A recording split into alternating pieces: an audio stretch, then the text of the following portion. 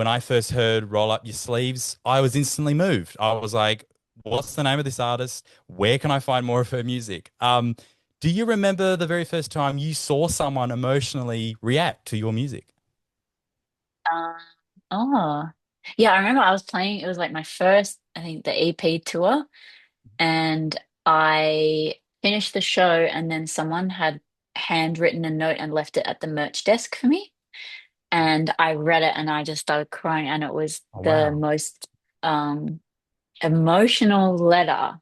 And someone Yeah. had handwritten it, and it was about like their story and what had happened to them, and it was really tough, and how much Roll Up Your Sleeves Yeah. had helped them. And then since that, like since that day, Roll Up Your Sleeves is just the song that I just get the most messages about. And it's amazing just to think, yeah, how much one song can do for people. Like the messages are crazy. Yeah. It's incredible. Yeah. The power of music connects Hmm. us all.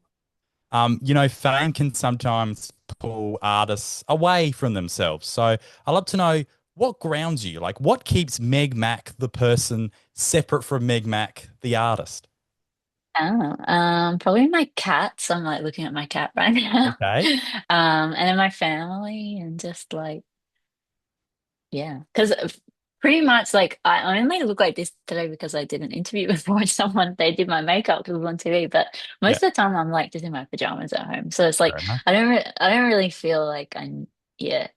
I'd say 90% of the time I'm like chilling, and then 10% is like being like Meg Mac. Because Being Meg even Mac. when you Yeah. write songs, you can write songs in your pajamas, just like at the piano, and I it's was going to like, say. Yeah. yeah, and when you're recording as well, it's all, yeah, so it's kind of just the, yeah, like two worlds. Yeah. Well, you can definitely relax now. The album is brilliant. It's out today. Congratulations on it. Thank you.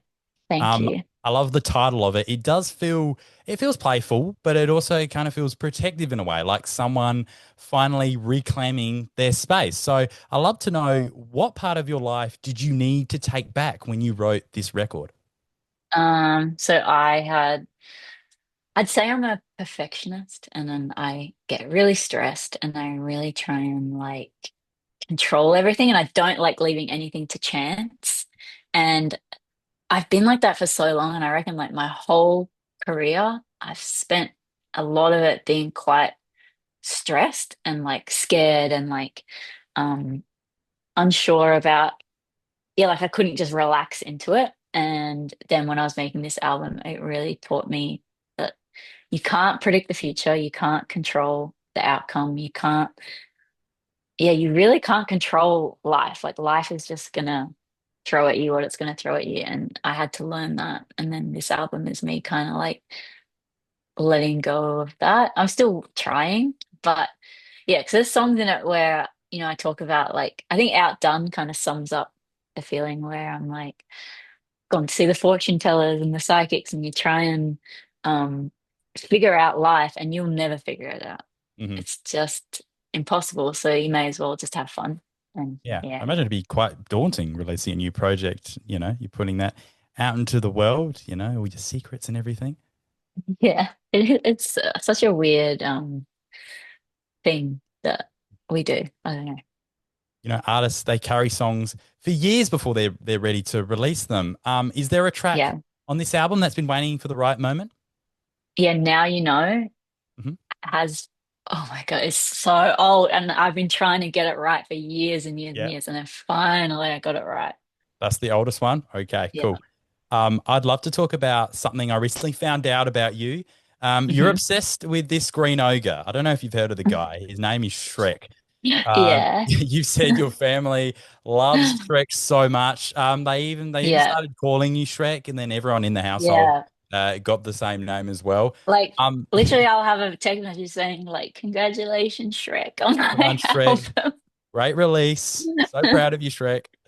But Yeah. looking at Shrek's story, I feel like it's learning to be loved without changing first. So, was there ever a moment in your career when you realized you didn't have to keep performing to be accepted? Probably only recently.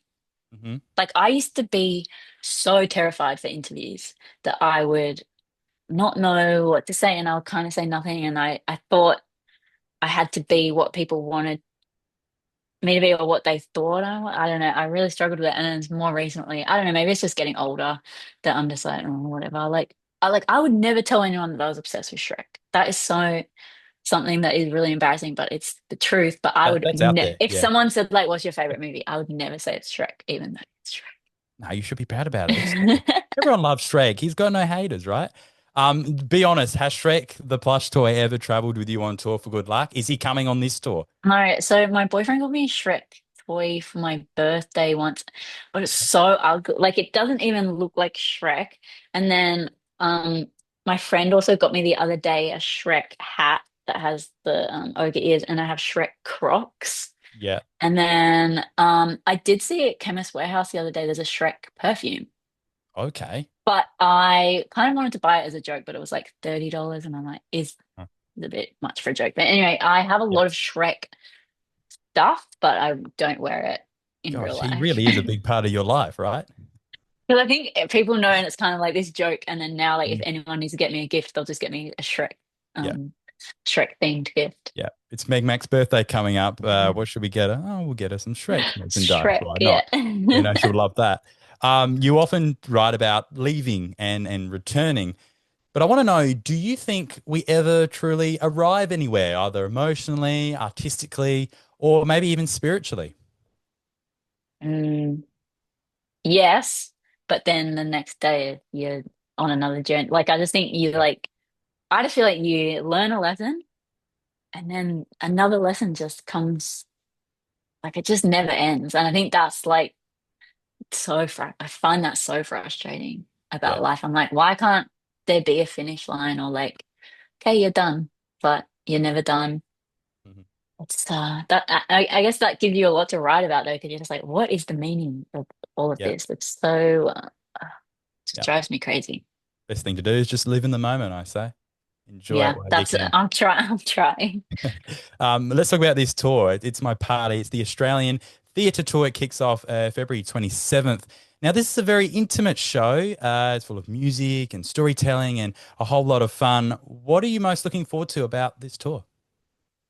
I really like that it's a seated venue and it's like in the round, and that it's so intimate that it kind of feels like a safe space, and it feels like I don't know, it's like a party vibe. Oh, my cat's so. Um, and I like that it feels like I can tell my story. So there's like stories that I tell that I've been wanting to say for like years, and I just never had the confidence to like tell the truth. So there's like stories behind songs and like Yeah. just things that were going on in the background that I didn't really get to talk about. And now I'm Mhm. like, I can talk about this now. Meg Mac, up close and personal, take my money. I'd see that any day. Meg, this has truly been an honor for me. I really appreciate you taking the time, and we'll see you in Adelaide really soon. Thanks. We'll see you soon.